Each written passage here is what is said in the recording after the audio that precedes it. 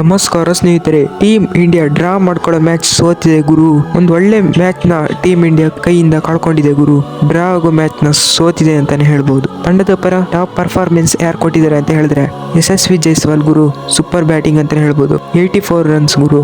ಕಮಿನ್ಸ್ಗೆ out ಆಗಿರೋದು. ಇನ್ನು ರೋಹಿತ್ ಶರ್ಮಾ ಯಾವುದೇ ಪರ್ಫಾರ್ಮೆನ್ಸ್ ಕೊಟ್ಟಿಲ್ಲ ಗುರು. 9 ರನ್ ಅಷ್ಟೇ. ಹೋದ್ ಮ್ಯಾಚ್ ಚೆನ್ನಾಗಾಡಿಲ್ಲ, ಅತ್ತೆ ಮ್ಯಾಚ್ ಚೆನ್ನಾಗಾಡಿಲ್ಲ ಗುರು. ಫಾರ್ಮ್ ನಲ್ಲಿ ಇಲ್ಲ. ಇನ್ನು KL ರಾಹುಲ್ ಕಡೆ ಬರುವುದಾದ್ರೆ ಅವರು ಕೂಡ ಯಾವುದೇ ರನ್ ಗಳಿಸಿಲ್ಲ. ವಿರಾಟ್ ಕೊಹ್ಲಿ ಅಂತೂ ಫಾರ್ಮ್ ನಲ್ಲೇ ಇಲ್ಲ ಬಿಡಿ.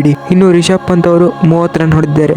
ರಿಷಬ್ ಪಂತ್ ಅವರು ಡ್ರಾ ಆಗೋ ಮ್ಯಾಚ್ ನ ಅವ್ರ ಕೈಯಿಂದಾನೆ ಕಳ್ಕೊಂಡ್ವಿ ಅಂತಾನೆ ಹೇಳ್ಬೋದು. ಅವರು ಹೊಡೆಯಕ್ ಹೋಗಿದ್ದು ಗುರು, ಇಲ್ಲಾಂದ್ರೆ ಖಂಡಿತ ಡ್ರಾ ಆಗ್ತಿತ್ತು ಮ್ಯಾಚ್. ಇನ್ನು ರವೀಂದ್ರ ಜಡೇಜಾ ಅವರು ಕೂಡ ಯಾವುದೇ ಪರ್ಫಾರ್ಮೆನ್ಸ್ ಕೊಟ್ಟಿಲ್ಲ. ನಿತೀಶ್ ರೆಡ್ಡಿ ಅವರು ಮೊನ್ನೆ ಸೆಂಚುರಿ ಹೊಡೆದಿದ್ರು, ಆದ್ರೆ ಇವತ್ತು ಯಾವುದೇ ರನ್ ಹೊಡೆದಿಲ್ಲ ಗುರು. 1 ರನ್ ಹೊಡೆದಿದ್ದಾರೆ ಅಷ್ಟೇ. ವಾಷಿಂಗ್ಟನ್ ಅವರು ಕೂಡ ಲಾಸ್ಟ್ ಮೂಮೆಂಟ್ ಅಲ್ಲಿ ಡ್ರಾ ಆಗೋ ಮ್ಯಾಚ್ ಕೈಯಿಂದ ಕಳ್ಕೊಂಡಿದ್ದಾರೆ ಗುರು. ಇನ್ನು ಆಕಾಶ್ ದೀಪ್ ಅವರು ಕೂಡ 7 ರನ್ ಹೊಡೆದಿದ್ದಾರೆ ಅಷ್ಟೇ ಗುರು. ಇನ್ನು ಜಸ್ಪ್ರೀತ್ ಬುಮ್ರಾ ಅವರು ಕೇಳ್ಬೇಕಾ, 0 ರನ್. ಇನ್ನು ಮೊಹಮ್ಮದ್ ಸಿರಾಜ್ ಅವರು ಕೂಡ 0 ರನ್ ಹೊಡೆದಿದ್ದಾರೆ. ಆಸ್ಟ್ರೇಲಿಯಾದ ಕಡೆ Mitchell Starc 1 wicket, Pat Cummins 3 wicket, Scott Boland 3 wicket, Nathan Lyon 2 wicket, Travis Head 1 wicket. ಮುಗ್ದೋಯ್ತು ಗುರು ಮ್ಯಾಚ್. ಆಸ್ಟ್ರೇಲಿಯಾ ವಿನ್ ಆಗಿದೆ. ಇನ್ನು ನಮ್ಮ ಇಂಡಿಯಾ ಮ್ಯಾಚ್ ಅಂತೂ ವಿನ್ ಆಗೋ ಕಾಲ. ಡ್ರಾ ಮಾಡ್ಕೋಬೇಕಂದ್ರೆ ನೆಕ್ಸ್ಟ್ ಮ್ಯಾಚ್ ವಿನ್ ಆಗ್ಬೇಕು ಗುರು. ನಿಮ್ಗೆ ಅನಿಸುತ್ತೆ ಇದ್ರ ಬಗ್ಗೆ ಕಾಮೆಂಟ್ ನಲ್ಲಿ ತಿಳಿಸಿ. ಮುಂದಿನ ವಿಡಿಯೋದಲ್ಲಿ ಸಿಗೋಣ. ಅಲ್ಲಿವರೆಗೂ ಟಾಟಾ, ಬೈ ಬೈ.